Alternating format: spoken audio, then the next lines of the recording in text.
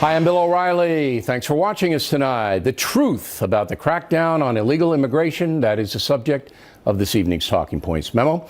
23-year-old Daniel Ramirez Medina, arrested by ICE earlier this month in a Seattle suburb, says he's being brutalized by the Trump administration. His story is fascinating. Mr. Ramirez Medina came here at age 7, the son of an illegal alien criminal named Antonio Ramirez Polendo. There he is. Ramirez Polendo spent a year in a Washington state prison for felony drug trafficking. He's a dealer. In the ICE raid, he was picked up along with his son. But get this, Ramirez Polendo has been deported 8 times, yet still was residing outside of Seattle. Would you want someone in your neighborhood deported 8 times? We have not heard not one liberal voice commenting on that. Instead, they're focusing on Daniel.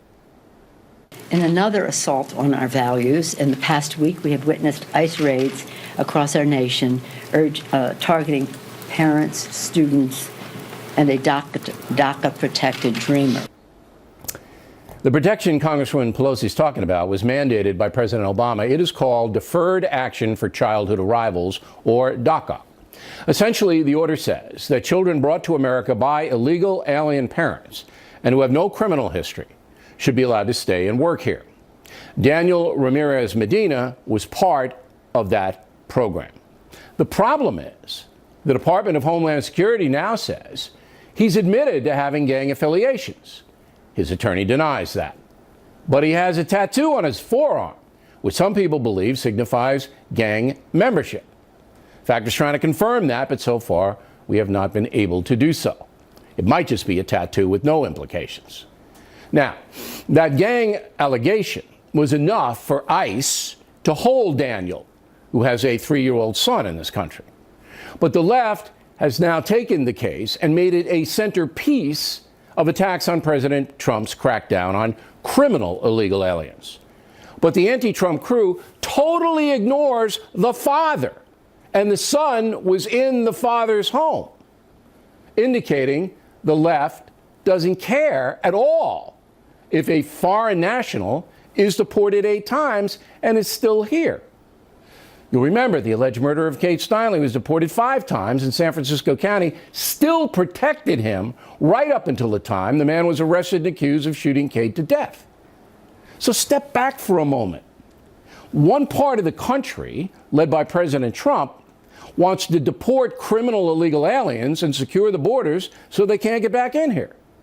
Another part of the country doesn't want strict border enforcement and doesn't seem to care that criminals can defy deportation as many as 8 times.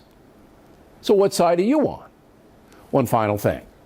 Every time, and I mean every time, the subject of criminal illegal aliens arises, the Democratic Party will not engage. Instead, they fall back on the ruse that the illegal immigration crackdown is aimed at chambermaids and house painters. You hear that over and over and over. In the case of Daniel Ramirez Medina, there is certainly enough in play to investigate him further, is there not? In the case of his father, who again was deported 8 times, if Kate's law were passed, he'd be serving decades in a federal penitentiary. And that's a memo. Now for the top story tonight, reaction.